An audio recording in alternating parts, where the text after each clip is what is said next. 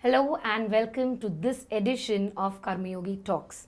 Today we are glad to be joined by Professor Lindsay Jaacks, who's visiting us here in India, and we are getting into a conversation to understand how data empowered action can actually address one of the most pressing challenges that India and the world faces, and that is malnutrition. Professor Lindsay Jaacks is a globally renowned expert and is the Professor of Global Health and Nutrition at the University of Edinburgh. She is also the director of the Edinburgh Earth Initiative in the UK, and she also serves as the academic advisor to Anwad Solutions in India, where she's been working for almost a decade or more. Thank you so much for joining us today. Great to be here. Yep. All right. So, my first question, all over the news, the media, and of course, on the academic side, we keep talking about malnutrition, right? And in India, Poshan Mukt Bharat is also, one of the biggest developmental agendas. But for our viewers and for those who are joining in for this, tuning into this talk, when we say malnutrition, we know it's a big priority. Yep. But when we say malnutrition, what exactly is it that we should know and think about? Yeah. Well, malnutrition can come in many different forms. So often people think of things like wasting or underweight, which is a really common form of malnutrition, and that happens when you don't consume sufficient calories or enough food. But there are also two other important types of malnutrition that I think, especially in the Indian context, we need to think of beyond just wasting and underweight. One of those is something that people may be familiar with. It's called hidden hunger. And hidden hunger is a deficiency in specific types of nutrients. And that happens if you not only don't have enough food, but you don't have enough nutrient-dense food. So you're not eating things like fresh fruits, vegetables, pulses, nuts, Vitamins, those types of minerals, things. and other micronutrients. Exactly. Over and above calorie sufficiency. Exactly. And this is really common in the Indian context. So about a third of calories in India come from polished white rice. And that's not a very diverse diet. So you do tend to see things like hidden hunger, and that results in things like anemia, which people will probably be really familiar with. And about half of women of reproductive age in India have anemia, which is this form of hidden hunger. So that's another form. And then the third and final form of malnutrition is something probably people don't often think of as malnutrition, but we as nutritionists definitely think of as malnutrition. And that is something known as overweight and obesity. And that happens if you have excess calories, so you have too much food, and particularly if you have too much unhealthy food. So things like fried foods, refined grain, sugar, processed foods, exactly. So all three of these things are considered malnutrition. And the third one, I think, is something that needs to be on people's radar because the number one cause of death in India is heart disease. And we know that things like obesity, so that third form of malnutrition, are increasing people's risk of that outcome. Yeah, I mean, the fact that you said that, the biggest cause for mortality in India are really heart diseases. Usually it's counterintuitive, we don't imagine lifestyle diseases to be that prevalent in the country. Now coming to malnutrition, you've given us a good overview of what should we think over the spectrum, right? Starting with undernutrition on one end and overnutrition, if you'd like to call it, on the other. Why should we be worried? Yeah, many reasons, but really I think one of the important ones is that we saw with the COVID pandemic, this really brought to light the fact that if you're malnourished, and that's if you're undernourished or overnourished, as you said, it increases your risk of having infections. And so we actually already knew that in nutrition. We knew that undernourished kids are more likely to die from diarrhea, from pneumonia and other respiratory infections. So we kind of already knew that. But when COVID hit, it became really obvious to everyone because people who had diabetes, for example, or even people with obesity were much more likely to get Catch really the sick with infection. COVID. Yeah. So that's a really important thing to keep in mind, is that being malnourished increases your risk of these outcomes. I think the other really important thing is that if you're malnourished, it kind of holds you back from achieving your full potential, whether you're thinking about kids or you're thinking about working adults. And again, it's the full spectrum of malnutrition that impacts people's productivity. Some of that relates to being sick more. If you're malnourished and you're sick more, you You're can't taking be leaves and- exactly.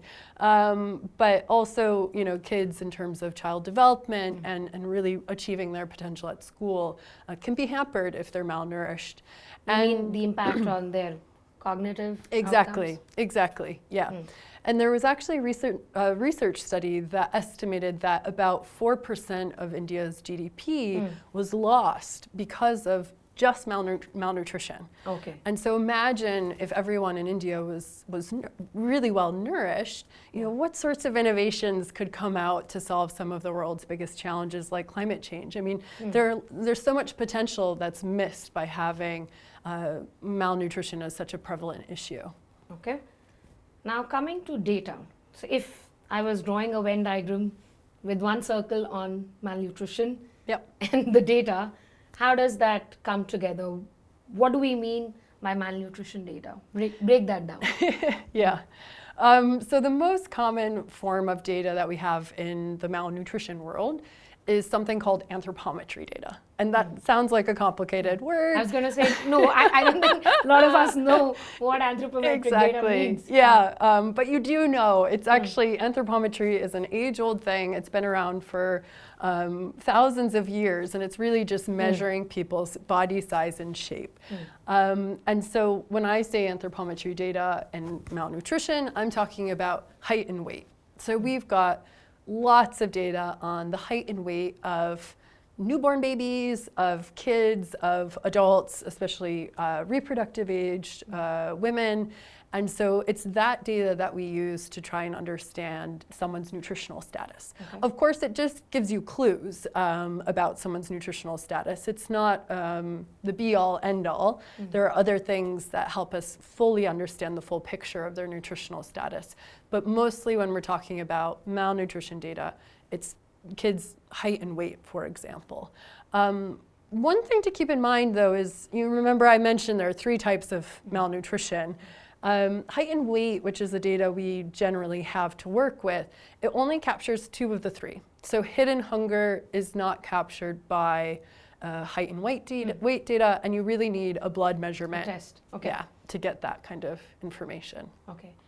Should we assume that it's the government which is usually collecting data on anthropometric outcomes or nutrition data? Yeah. As we call it? Yeah.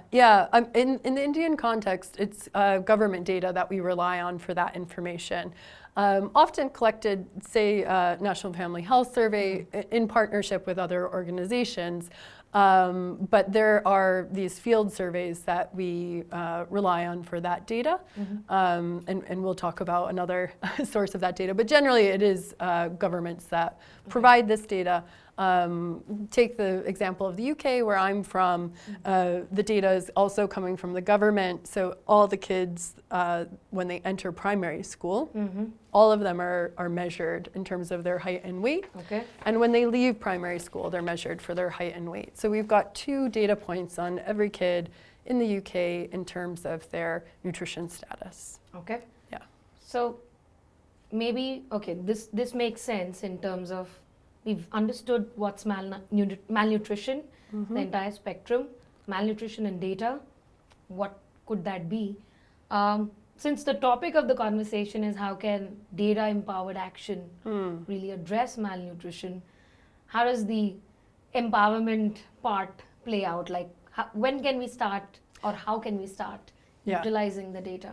Yeah, exactly. I mean, just knowing it doesn't really do much. Yeah. You have to use itself, that information. yeah. Exactly, yeah. So the way I think about it, I think there are really 3 essential criteria for data to be empowering for nutrition. The first one is that it has to be timely. You have to have the data in a timely manner in order to have some action on it. Act upon it. Exactly. And so to just give a common example, say that you gain some weight, kind of in that third category of malnourishment. You gain a little bit of weight. Let's say you pick it up early, you've gained 1 kg. You know, it's pretty easy to implement some changes to your diet, pick up a little bit of extra exercise, and lose a kg. But say instead you wait, you don't get that early information, and a couple years later you weigh yourself and you've gained 10 kg. Okay, losing 10 kg is a nightmare. way harder, and keeping it off. So it's much harder to do it. You need that timely, early action. And so timely data to facilitate that early action is really useful. It's the same for kids with undernourishment. To identify that Exactly. something's gone wrong. You have to identify it early. Once a kid is SAM, so severe acute malnutrition occurs, it's really hard to bring them back to resolve that. They have to actually be admitted to a special center to receive care.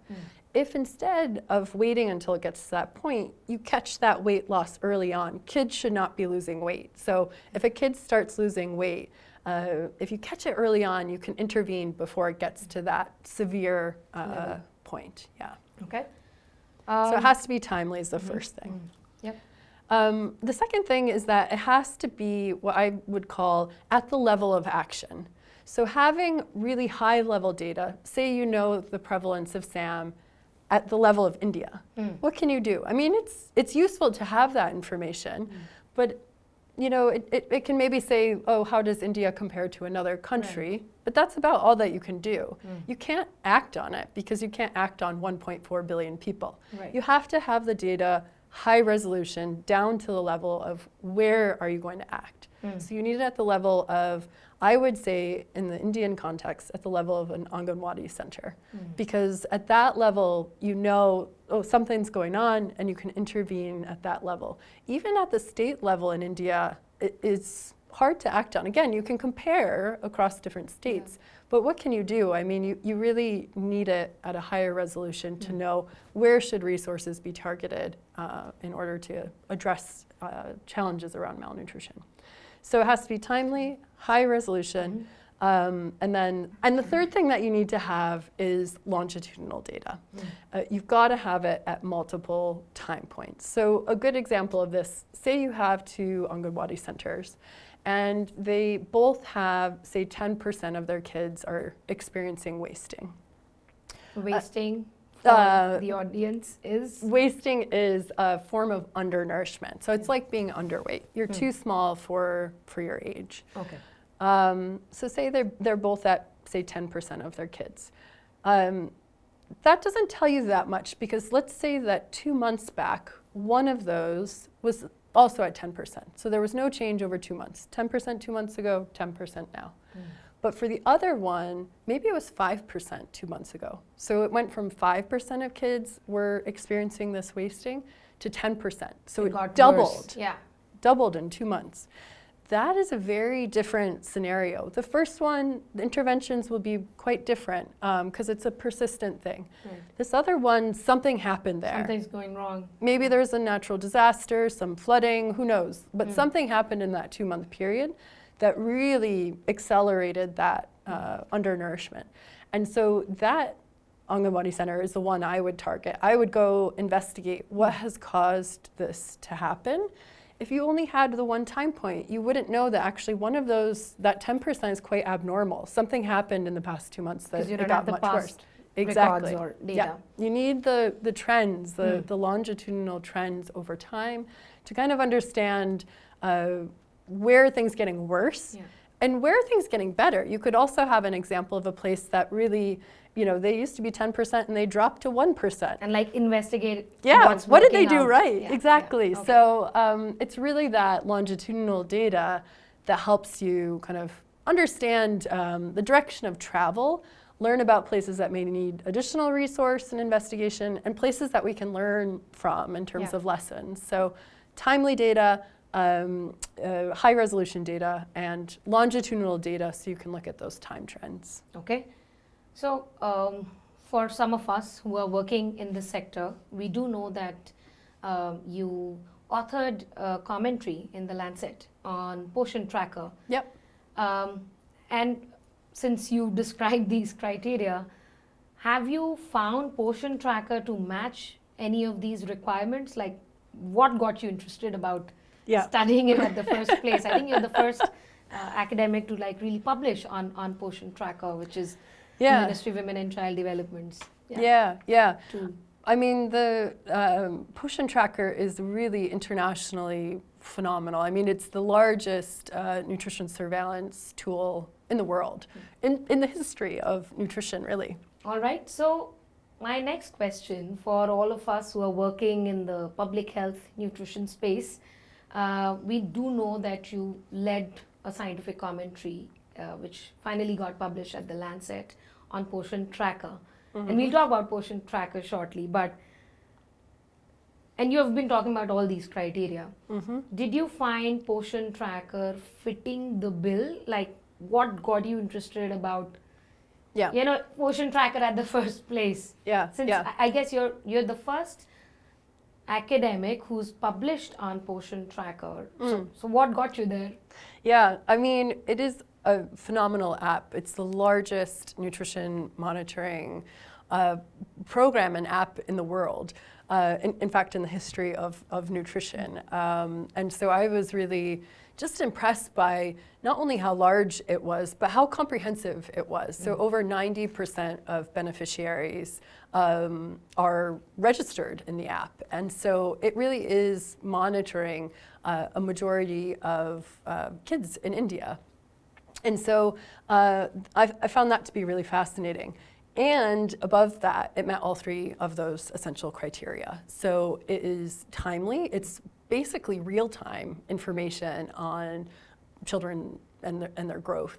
And it's measured at high resolution, so you can get information at the level of the child, almost like an electronic health record. You can get information on their growth over time. And it's, as I said, it's time series, it's longitudinal. So for all of these reasons, I got really interested in like this amazing resource to try and understand how can it be used to empower nutrition action because it meets these essential criteria, and really shed some light on also what is causing malnutrition in different contexts, because there are many underlying drivers of malnutrition, and they will be context specific. So I think the Poshan Tracker app will open up opportunities for those sorts of analyses. From your research so far and from what you know about Poshan Tracker, while this data system, as you rightly said, is the biggest nutrition surveillance system in the world, do you think there's a possibility, or do you think it's already happening?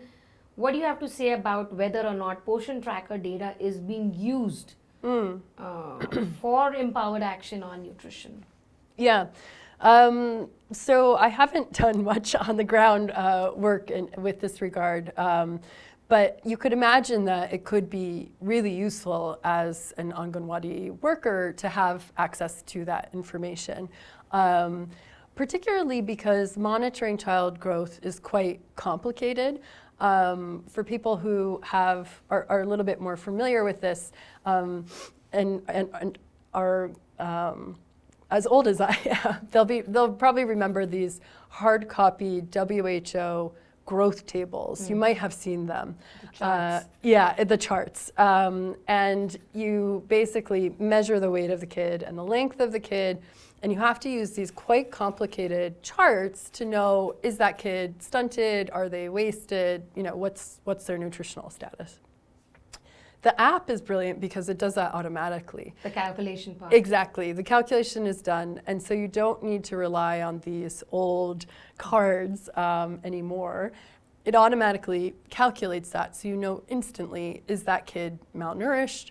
And I could imagine that could be used to create some alerts or even some prompts, checklists, those sorts of things to kind of facilitate early intervention. Again, trying to get kids early on in that process. So if a kid is losing weight, that is abnormal.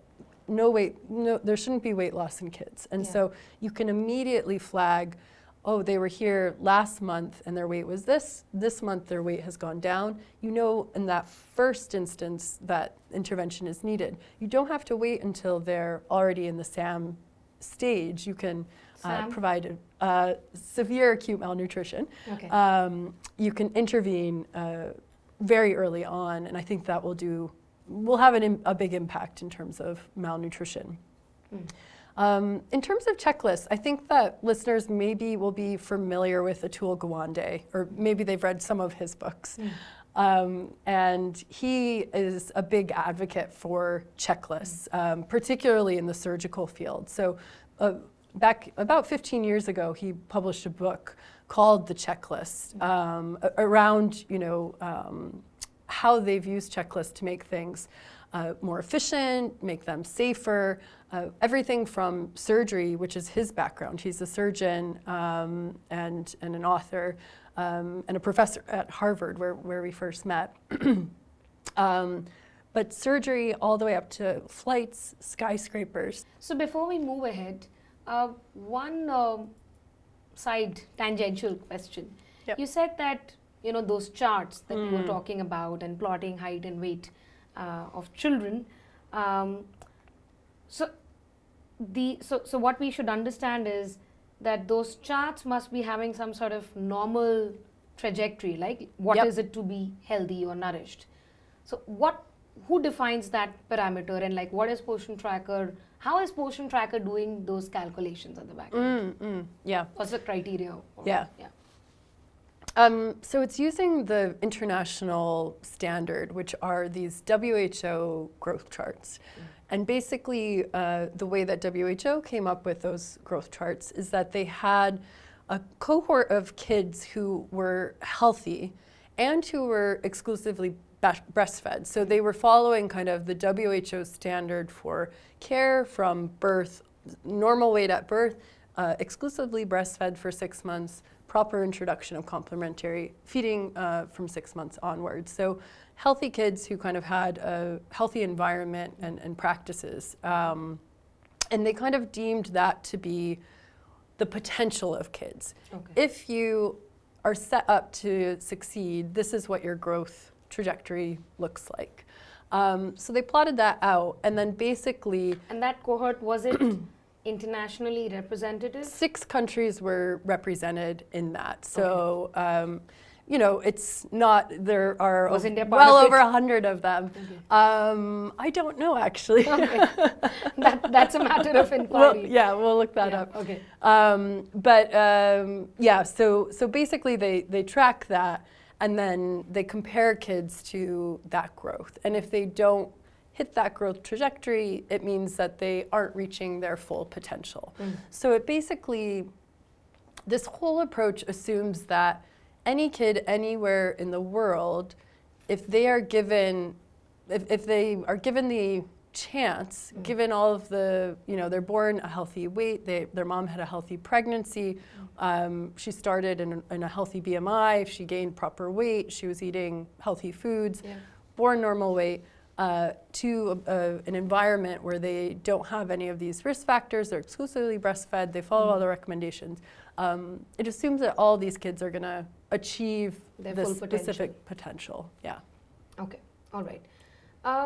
So that's about growth monitoring. Yep. And as you said, that Poshan Tracker can actually has a great potential to monitor and track these children, and especially at an early stage, right, where interventions can pay maximum dividends. Moving on from growth monitoring, are there any other possibilities for utilizing Poshan Tracker data for, policy or programmatic action? Yeah, I think that there is a lot of potential. As I said early on, it's unique in that it also has other data in it beyond child monitoring. It has information about receipt of services, for example. So it knows whether or not a household has received THR, take-home ration, which is a form of supplemental nutrition. It knows if kids have received hot-cooked meals. And it could be potentially linked to other data. So beyond growth monitoring, I think that because the Poshan tracker also collects information about receipt of services, so things like receiving THR, which is take-home rations, a form of supplemental nutrition, or if the kid has received hot cooked meals at Anganwadi centers, these sorts of things are also available in the Poshan Tracker app. And that's interesting because we can then look to see how receipt of services is influencing growth trajectories. Right. One of the things I'm particularly interested in, for example, is seasonality, and where there's some evidence from the international literature including a recent Nature paper that found globally that there tends to be a higher incidence of malnutrition, particularly wasting in kids, during rainy months. Okay. And that probably is related to increased infectious disease risk, so they're maybe getting diarrhea more often, which we know is a risk factor. And it could also relate to the income of the household. So take the example of India. We know that budgets tend to be tighter during the rainy season.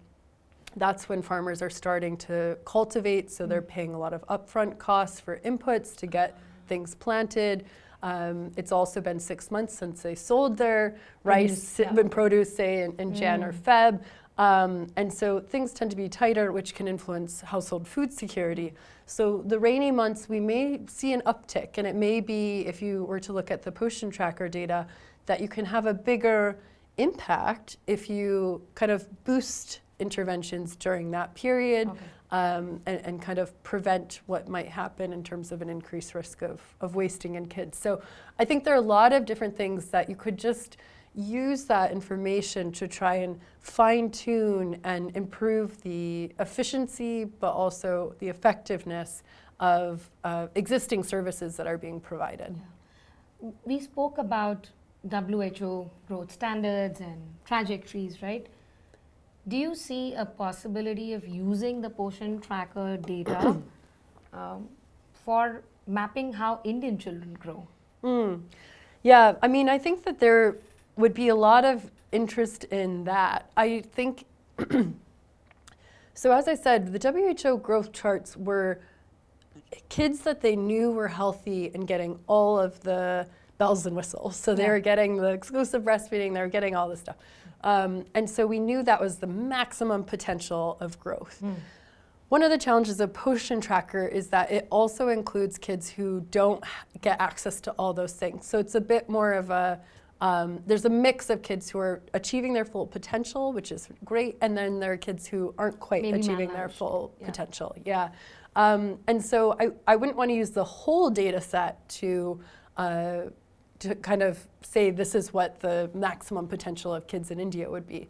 One of the things I think that it could be used for in terms of growth trajectories is understanding the timing in terms of the age of the kids where we start to see growth what we would call growth faltering. Okay. So when do things start getting bad? Exactly.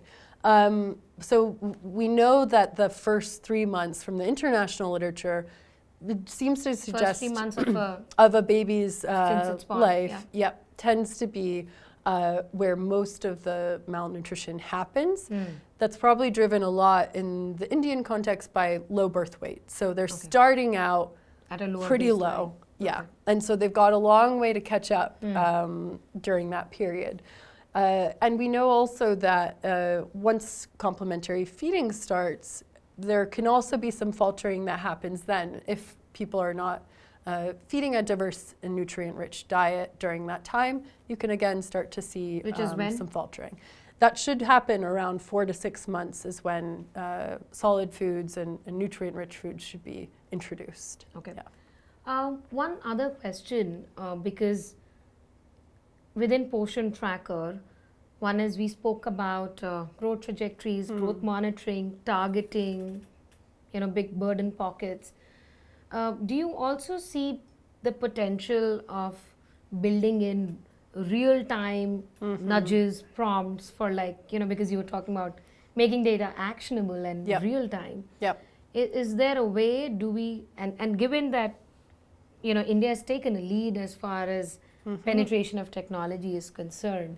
But you see that those kind of things can also be built in, like, I don't know, for for a district magistrate that wants to look at Poshan tracker dashboard, like what could they make of it? Oh, yeah, absolutely. I mean, I think one of the things at that level of action would be to just have a dashboard that highlights pockets of AWCs in particular, where you may see, say, an uptick in malnourishment. Like I said in that example, you could have two AWCs that had 10% malnourished kids, but say a month back, one of them was actually much lower and it's gone up. So if you had a dashboard, you could immediately flag, hey, something is going on there. Let's go investigate, try and figure out why is there this uptick in malnourishment in kids and what can we do to address it. Or you could say, hey, this AWC has managed to almost eliminate malnourishment in kids. What are they doing? You know, what is that Anganwadi center doing to achieve this? What are they getting right? Exactly. What are they getting right? What lessons can we learn and share with other Anganwadi centers in our district? So I think that kind of activity would be great at that level. Then if you go even further down, so that interaction with an actual Anganwadi worker on her phone, there are other activities that, you know, prompts and things that could be implemented there. So listeners may know of Atul Gawande and his work. He's a surgeon originally by background, but also a writer and a professor at Harvard where we first met. And he wrote a book about 15 years ago called The Checklist, How to Get Things Right. And in that book, he talks about how checklists are used in other sectors. Like, for example, the reason flights are so safe is because pilots are using checklists to make sure that they follow, you know, they don't miss everything something. is in place. There's a procedure, and there's this, you know, it's as a profession, it's just part of the practice that the culture of that is they always do the checklist, and it's taken very seriously. So he kind of was reading up on this and thought, why don't we do this in medicine? We also do a lot of routine tasks, especially in surgery. It's very complex, high stakes, like being a pilot. But you know, it's very routine and mechanical, so it would be really a good thing to have a checklist for this. So he started introducing checklists into medicine, and it has proven to be very efficacious. And now WHO has the surgical safety checklist that is widely adopted. Similar checklists are not used in nutrition. I mean, only recently have I seen even pilot testing of checklists for SAM, severe acute malnutrition, in a study in Rwanda. So, you know, the checklist idea is still pretty new to the nutrition world, but you could imagine that Poshan Tracker app would be a great place to test out a checklist. So there could be, you know, you enter in the weight and the length of a kid, there's an alert that the kid is SAM, for example, and then immediately after that, a checklist pops up of exactly what to do. Yeah. Okay. So it could be, you know, they need to go to the Nutrition Rehabilitation Center. It could be tracking referrals. It could give her an alert 2 days later to follow up on it. I mean, there are lots of things that could be built into which are like actionable, and this is exactly like the mapping the SOPs or Yep. Do you see any possibility of using AI and machine learning as far as Poshan Tracker is concerned? Yeah. I mean, we've been using AI for a long time. We just called it algorithms. So, yeah, I mean, there are lots of opportunities for using AI or algorithms in order to predict things. And I think that it kind of relates to, take, for example, what I was saying about predicting receipt of services relative to their growth trajectory. Okay. You could train the AI. Whether the child has received take-home ration or not. Exactly. Vis-a-vis how's the child doing on the growth curve. Okay? Exactly, yeah. So you could use the huge data set that's available in Poshan Tracker to train it to find those patterns between receiving THR, for example, and how they're going to grow. Then in the future, you can basically predict, like, if they don't get THR, this is what their growth is going to be like. So it's kind of you could do it for those types of associations, for example. Got it. Yeah. Okay. My final question, where do you think, and this has to be my final question, like talking about nutrition, talking about India, what do you think, might be, say, top 2 or 3 game changers as far as addressing malnutrition in India concerned that we can hope for in the short to medium term? Ooh, that's a big question. What are you most excited about? And where do you see most policy action also aligned? I mean, which direction does it seem to be aligned more, where policy meets evidence? Yeah. I think one of the things that I've been really interested in for a long time is diversifying food baskets through diversifying PDS. I think there is, from a nutrition standpoint, a lot of interest in that. As I said, about a third of calories in India are coming from rice. Rice is very low in micronutrients, so it makes sense from a calorie standpoint to do that. But from a nutrition standpoint, I'd like to see a bit more diversity there. So I'm really excited about the potential of diversifying PDS and trying to get more crops covered in that. And I think that also will play a role in terms of adapting to climate change, because there are lots of more climate-friendly crops that can be grown. Millets, for example, are brilliant when it comes to climate adaptation. Which are also indigenous varieties. Yep. And nutrient-dense as well. So we're already seeing pockets of that, of course, of millets. Nutrition smart and climate smart. Exactly. And local. Exactly. So that, I think, will be exciting. And I think one of the biggest challenges with that sort of thing is getting adoption on the ground. So we need people who are experts in, say, behavioral science, who can try to work with communities to get that uptake of millets. Because you can introduce things, but whether or not people eat it is kind of another part of the science. So that's one of the things that I'm really excited about. I think the other thing that I'm quite interested in is around trying to get this crack this complementary feeding shell, try to unpack that, because it definitely is a big challenge. Young kids are not being fed diverse, nutrient-dense foods, and this is a universal problem. It's true in the UK as well. And I think I'm a bit worried about the current feeding practices. I spend quite a bit of time visiting Anganwadi centers through my work, and the amount of, for example, packaged foods that you see being given to kids. Same in the UK. I mean, kids all over the world love these little snacks, and they're not great for nutrition. And so I do worry a little bit about that, and hope that there'll be a lot more work in trying to, introduce nutrient-dense, but also tasty and context, appropriate complementary foods across India. And it will vary across India what those are. Yeah. Okay.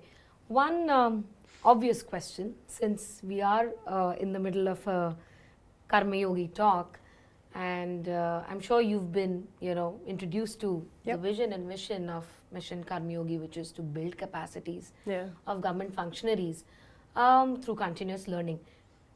Do you see, and we've been talking about Poshan, if you were to develop a use case and apply this to the vision that Karmayogi Bharat has for continuous learning, how does that look like when you say you apply it to Poshan and nutrition? Do you think that has, some great relevance? Yeah, I think given that nutrition is important for all of us. Whether you live in a city and you work for the government, or you live in a small village and you're a mom, we all are affected by nutrition. And also the field of nutrition is changing rapidly. And so it's great to see Karmayogi talks and the modules that are being prepared, because they're around this continuous learning about what is the latest evidence. And not only what's the latest evidence, but how does it apply to my day-to-day, Which is in terms of your work, in terms of, in this case, in terms of your lifestyle in some ways. So I think that's a really great thing, and it's great to see that happening here. Yeah, yeah. Okay. I think with that, it almost feels like a master class on nutrition. I think I also ended up revising a lot of concepts, but thank you so much. And My I pleasure. hope that whenever we talk about malnutrition, data, portion tracker, one can always come back to this conversation and brush up. And yes, have useful takeaways. Thank you so much for joining, Lindsay. Thank you. Thank you. This is Dr. Ananya Awasthi signing off.